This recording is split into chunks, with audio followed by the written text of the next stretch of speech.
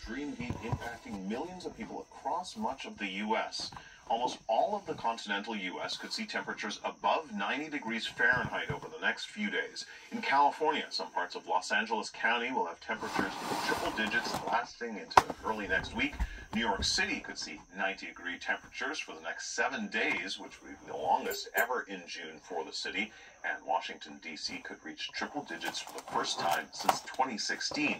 In total, more than 100 million people are under excessive heat watches, warnings, and advisories, with the worst heat this weekend in the mid-Atlantic states and stretching to the Midwest. Extreme heat will also spread to the southeast, where it'll feel about 105 degrees Fahrenheit in some areas. From the U.S. to the Middle East, where the extreme heat has been deadly, the U.S. State Department says multiple U.S. citizens died during the Hajj pilgrimage to Mecca this week. The official overall death toll from all countries stands at 531, but more than 1,000 are feared dead. Large numbers of unregistered pilgrims are unaccounted for, and Saudi Arabia and Egypt have yet to release official figures. CNN's Scott McLean has been following the situation in Mecca. So, Scott, just a tragic situation. The list of casualties grows. What more are we learning? For all the climate deniers out there that still thinks that this is some sort of an imaginationable ideal, you really need to pay attention to this particular program. You know, you have to give reverence and honor where honor and reverence is due. And the fact of the matter is, those people, as far as I am concerned, I honor and respect their dignity in what they respect pertaining to all their social activities that's based around religion. And the fact that they are so desperate they are willing to die to show their honor in what they believe and how that they believe it and how that they worship. I'm thanking Allah during this time. But you need to just watch and see the extent of how deadly heat is becoming all over the planet. Please watch. Hey, good morning, Kim. Look, if you've never been... And some of the pictures you're going to see is probably disturbing to some people. Please watch. Never been to the Gulf, it is kind of like... summer there is kind of like winter in the Arctic, in that I mean that you do everything that you can to spend every moment inside a climate-controlled building because the conditions outside are, frankly, unbearable. This year's Hajj, I mean, of course it's hot every summer in Saudi Arabia, but this year's Hajj temperatures are on a whole nother level. On Monday, for instance, the mercury hit almost 52 degrees Celsius. That is downright dangerous. And yet, of course, the Hajj is the religious obligation of all Muslims to complete at least once in their life, provided that they're financially and physically able to. Some people save up their entire lives to do this, and so there's not much, including extreme heat, that's going to keep people away. The problem, though, is that the Hajj is almost entirely outdoors. You can't just drive up to every site involved.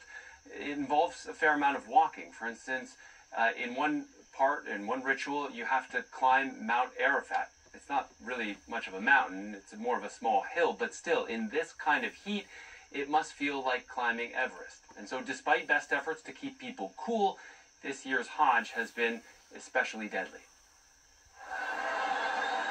The stoning of the devil, one of the key rituals of the Hajj pilgrimage. It's a symbolic rejection of evil. But with temperatures unusually high, even for this time of year, the temptation here, a much simpler one. Water only goes so far when it's 120 degrees Fahrenheit. Asa Hamid Brahim found out the hard way. Like many, she gave up on the way there. We thought we were about to die. We didn't even have the strength to reach the steels because of extreme heat.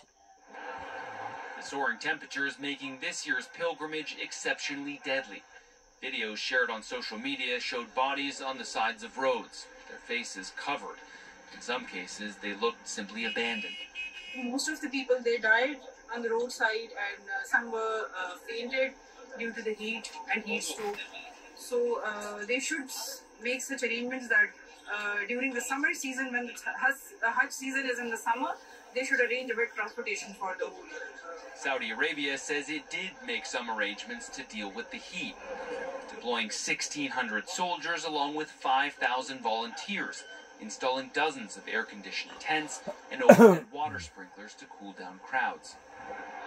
But many are traveling on tourist visas rather than Hajj-specific ones that don't get access to these amenities. They add to the nearly 2 million pilgrims expected officially. The sheer scale and the heat, a deadly combination. A lot of people died. The ambulances were overwhelmed. You would talk to someone and suddenly they would die. It was a very hot day. Hajj may be officially over, but with Saudi Arabia yet to release any numbers, be that injured or dead, the number of victims may still yet sharply rise. May still yet sharply rise. Now these are the people that have adjusted their lives in being able to adapt to the heat. But whenever you're talking over 120 degrees Fahrenheit and what was it, Celsius, 52 Celsius, you need to listen to this. I guess it's a medical journalist or a medical whatever, maybe a doctor, I don't know. But you need to listen to this next person that comes on that talks about this type of heat. Please listen. So these are some of the official numbers that we have of pilgrims who have died this Hajj. You'll notice that we know of 28 Egyptians who have died, but Reuters is now reporting, citing an Egyptian medical source, that the true number of Egyptians who died this year is more like 600, and the vast majority of those are unregistered pilgrims. What do I mean by unregistered? Well, Saudi officials, in an effort to reduce overcrowding and avoid the kind of deadly stampedes that we have seen in past years, has issued special Hajj visas. But you can get to Saudi Arabia these days on a work visa or a tourist visa quite easily. The problem, though, is that you won't have access to the same kind of cooling amenities, like a tent, an air-conditioned tent in the desert, for instance, that the official participants have had. And it seems like a lot of those people who have died are in that category. Egypt and Jordan, for instance, are now investigating companies who may have helped those pilgrims go through these unofficial routes to the Hajj, and Tunisia is now fired. Minister of Religious Affairs suggests that negligence may have played a part in the deaths of citizens from his country. Kim? All right, Scott McLean in Istanbul, thanks so much. Well, the risk of heart attack, stroke, and infection increases when people are exposed to extreme heat, especially temperatures of 125 degrees Fahrenheit, or about 51 degrees Celsius. CNN Chief Medical Correspondent Dr. Sanjay Gupta breaks down how extreme heat affects the body. Okay, this is a doctor. I didn't know who it was. He talks about what it does to the body and how it affects the body pertaining to heat. This is all indications of great sorrows that the Bible talks about that's going to occur, because Satan is coming down in great wrath pertaining to him or it, basically deceiving the world in thinking that they could just continue to drain the oil resources out of the ground, and there wasn't going to be no complications or consequences on account of it. And of course, you get to looking over in the Middle East, they drain probably as much or more oil out of that area than they do anywhere else. And then you got down towards South America, where they drain a lot of oil out of their ground too. And people are basically walking off into the mouth of the volcano, and they don't even realize that they're walking off into the mouth of the volcano pertaining to draining trillions and trillions and trillions of barrels of oil in that area. And it's so sad in watching people just basically come to their own deaths after people put out warnings and advisories, but yet now your big oil tycoons continue to want to drill, drill, drill, drill, drill. Like Donald Trump. Drill, drill, drill, drill, drill. You're drilling yourself to death. You're literally drilling to your own demise if you do not awaken to this problem that we have created for ourselves because of greed and stupidity. Once more, the fault falls upon the feet of Satan himself, the ruler over in Saudi Arabia that has brought this upon to the world. And you wonder how come that I continue to preach about not only people associated with the oil industry that needs to be arrested, but you wonder how come that I preach the message towards death needs to come to this individual that has deceived the world this way. Whenever you're seeing dead bodies everywhere, please listen to this doctor. Simply put, we're starting to talk about temperatures that for a lot of people are just outside of human survivability. I mean, it's hard to sort of comprehend, but the body can keep up to a certain point. Then after that, especially if you have underlying illness, it can be a real problem. There are three main things that sort of happen as the body's trying to keep up. You're starting to divert blood towards the skin to try and cool that blood. But as that happens, you're taking blood away from other organs in the body, including the gut. It's part of the reason you start to feel nauseated when it's really hot outside. And eventually your gut can start to leak toxins into your body, which can cause organ failure.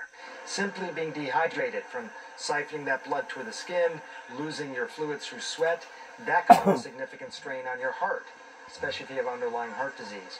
And you can also get bad enough dehydration to cause kidney failure as well. So all these things are sort of happening simultaneously in an effort to cool you down, but if they can't keep up, ultimately, it could make you very sick or even die. Keep in mind, when you sweat, if it's very humid outside, your sweat's not going to be as effective at cooling the body.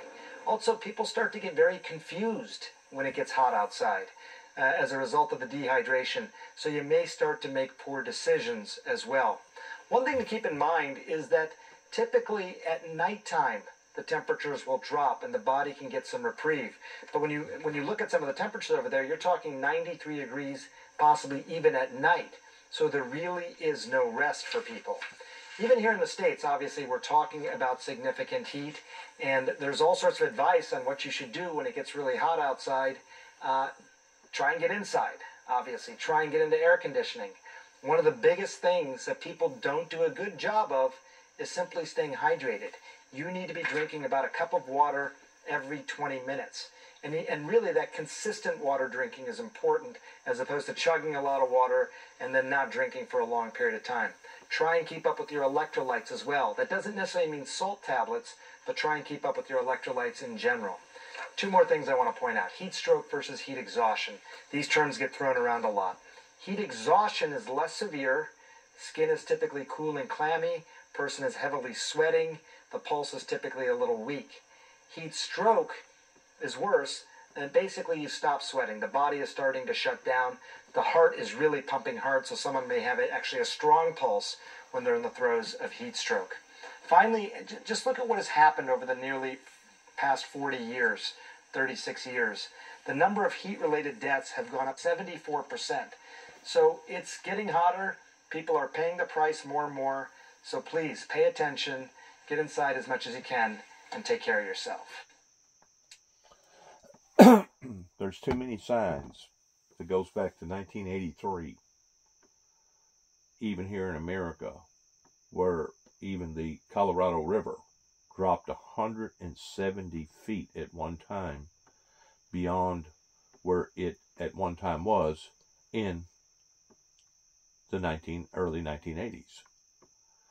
These are not imaginary thoughts. These are not some sort of ideals. These are facts. So the people that speak in regard towards climate deniers, as far as I'm concerned, they're nothing more than idiots, because they have traveled down a road, hook, line, and sinker, that now we are identifying the true consequences in what should have went on that didn't go on in 1988 whenever 9 tapes went to the White House, coming from the Windmill Ministries missions here at 291 Thompson Road, Sharon, Tennessee, zip code 38255. So whenever I discuss these things and I point my finger at various individuals that has tried everything in the world to destroy the individual that's talking in behind the mic right now, in behind the camera right now, I am not saying these things mildly. They have literally brought self-destruction to their own families and to their own lives because of this. And like I said, it's sad. It is super, super sad, because all of these things could have been avoided, and right now the glory of God could have already come down and taken up his people pertaining to the resurrection of the saints in the second coming of Christ. But because various individuals thought that this was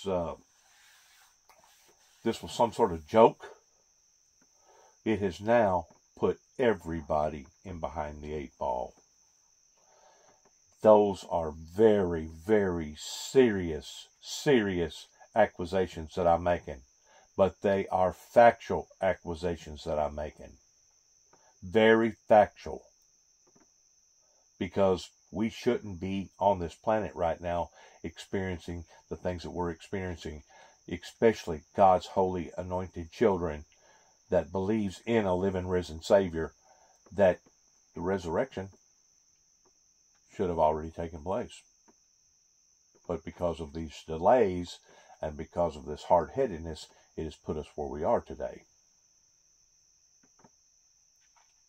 Whenever the Bible talks about different things, you have to be intelligent enough to put the dots together, and not only what's going on realistically, you have to be smart enough to listen to the science of all this towards what they're saying and what they've been saying now for the past, I guess, over 40 years. And you have to be smart enough to put the same dots together pertaining to the Holy Scriptures, especially if you believe in the Lord Jesus Christ, coming out of the King James or the New Version King James, that you got to put all the dots together and not just part of them to realize what's going on realistically in the world. Now, you can be motivated by greed. You can be motivated by this. You can be motivated by 1,000 other different things. But ultimately, whenever it's all said and done with, it all boils down to what Christ talked about, that if a person loses their soul, even though they have gained the whole world and they're the richest of the rich and the powerfulest of the powerful, what have they gained ultimately in the end if they lose their soul? Because that is really the only thing that we have personally that we come into the world with and we take out of the world with. And if you lose that, that means all the suffering, all the pain, all the misery has all been in vain. Because you went through extreme conditions and now you're going to lose your soul. For what? For nothing. For absolutely nothing. So whenever I look at this and I discuss these things towards them being extremely, extremely sad, I'm just not talking about physically. I'm talking about spiritually too as well. And it is sad. It's sad that people had to allow for something like this to occur since COVID has rattled the world, before people are starting to awaken of the facts of what we're actually doing to ourselves and what we're actually doing to Mother Earth. This is our home. This is our sacred serenity in who we are and what we are. Once this goes away, you don't get a second chance. You don't get a second chance pertaining to the world and the existences of things on the world. We're just days away from the most important event so far of the 2024 U.S. election, the first presidential debate. It'll happen right here on CNN. We're going to go forward here.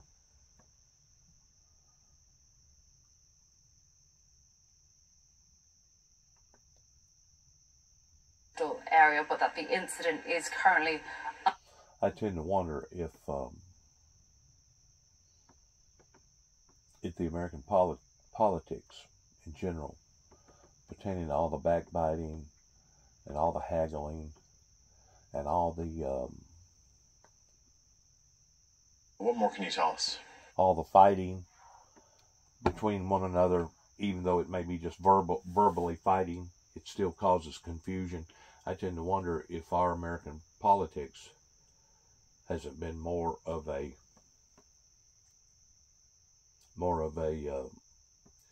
disadvantage than an advantage, because there's too much haggling, too much debating, too much arguing and fussing and fighting, and we've lost our true identity, or our Northern Star, as prior President Obama talked about, that once you've lost that concept, then you're basically in the abyss. In other words, you're just going in directions that you really don't know where you're going in. Let's watch this. Well, we've been hearing from officials on the ground in Gaza with regards to the situation in the south, and in particular in these humanitarian zones around the southern city of Rafah and the coastal area of El Mawasi. As you mentioned, dozens reportedly killed, according to officials on the ground, who have reported intensive airstrikes by the Israeli military. We had a statement a little earlier today from the Palestine Red Crescent. It was saying Israeli army is intensively targeting what it said were safe areas in Mawasi, Khan Yunis, and in Rafah. In Rafah, the situation is very difficult. There are numbers of martyrs on the roads and in the camps that no one can reach. This is, of course, a situation that we have heard repeatedly now, according to officials on the ground, with paramedics unable to reach those injured and killed in these airstrikes because of the security situation on the ground. But crucially, of course, it is important to underscore that these are humanitarian zones. We've heard repeatedly now over the past 8 months from the Israeli military ordering civilians to move south. We know, of course, that tens of thousands of civilians have sought refuge and shelter in these southern cities, in Rafah, in Khan Yunis, and crucially in the Al Mawasi coastal zone, which has been deemed a humanitarian zone. And we have seen all three regions targeted on numerous occasions, frequently with a significant civilian death toll. And the Israeli military has said it is not aware of an Israeli military strike on the Al Mawasi humanitarian zone, on that coastal area, but that the incident is currently under review. We've been hearing as well from the International Committee for the Red Cross. We've been hearing from Doctors Without Borders and other humanitarian organizations, all reporting intensive airstrikes in the southern regions with civilians killed. And of course, crucially, this is happening alongside a worsening situation when it comes to access to humanitarian organizations and the dwindling humanitarian supplies currently in the Gaza Strip. We've seen the southern crossing into Egypt, the Rafah border crossing, of course, closed to humanitarian organizations, a huge backlog of trucks waiting to transport aid into Gaza. The Karam Shalom or Karam Abu Salam crossing into southern Gaza also repeatedly closed and facing obstructions, according to aid organizations, and the repeated closure and reopening of that pier established by the US military in order to allow access to humanitarian organizations. Overall, a hugely difficult situation, hugely challenging logistical situation for humanitarian organizations who have been desperately attempting to get aid into Gaza. What we are seeing now is a severe shortage in humanitarian supplies, as well as medical supplies as well. Doctors Without Borders warning that it may have to suspend some of its operations in parts of southern Gaza because of these dwindling supplies. And as we know, parts of northern Gaza are already being plunged into famine. We are seeing a significant and severe hunger crisis across the Gaza Strip, and with no hopes at this stage for a ceasefire to finally be established. That situation is only expected to get worse. Kim? All right, Nada Bashir in London. Thank you. And of course, if you add heat in that part of the region, on top of all that, it goes beyond survivability in a lot of cases, just as the doctor was talking about not too many miles from there in the Middle East. So it's gotten tremendously overwhelmingly serious in what's happening. And if the world don't pay attention to these things, like I said, we're only driving ourselves off into the mouth of the volcano, and we're or not all of us, but some of us are so disorientated, we don't really realize what we're doing to ourselves. Well, whenever you have people such as myself and Al Gore and other people that's telling you this is what's happening, and you continue to go down the same path, then you really have no one to blame other than yourselves, because the messengers have done their part by putting out the messages and telling the people what to gear up for coming down the pike. Especially, I'm going to throw this in before I quit this video, especially whenever you have people such as myself that their messages have been misinterpreted. And in some cases, even some has felt like that it was threatening. It was a threat in some sort of way, because people was trying to tell them what was going to occur if they continued to go down this raw road. And to me, that's the part that's even that much more creepy. It's actually absolutely creepy in thinking that somebody's trying to help you, and you've got the ideal that they're trying to hurt you. How mixed up and upside down can that be? It's pretty mixed up. The devil has done this. The Luciferian Lucifer has done this. And that's the reason why I say that a true Christian should love the sinner, but hate the sin. And whenever I talk about hating the sin, I'm talking about the very existence of what has put us and brought us where we are to this day, pertaining to all the pain and suffering and misery. That's exactly what Lucifer have done. Satan, now in the flesh, thinks that he was going to escape or avoid condemnation. And instead of escaping it, he's actually brought it now right into the laps of each and every creature upon the planet, in some form or fashion. Coming near a neighborhood near you, just like the Walmart slogan. If there's ever been a time that we needed to pray and be serious about these matters that's going on and going to continue to escalate, there was two main features whenever I first come back here in 2014 to Tennessee at this particular property that I engaged in. Number one was a safe house pertaining to a storm shelter. And later on, my second feature was to put up some sort of a cooling center out here, a cooling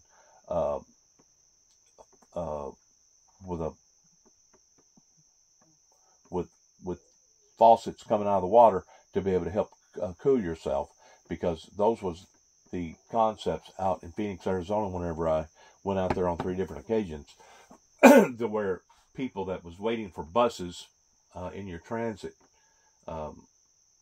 rail areas or buses would have routine of cooling centers, to where if you got too hot, you could get up underneath that cooling center, and the mist from the moisture of the water would help you cool down, because heat is dangerous. And a lot of people that does have underlying health conditions just cannot adapt to this type of heat that now the world is experiencing on one continent or another. Thanks again for listening. Good luck to all of us. We want to say God bless America, God bless our troops, and God bless those who are truly seeking the righteousness of God through the Lord Jesus Christ, pertaining to honoring the Heavenly Father in every way imaginable. God bless and shalom.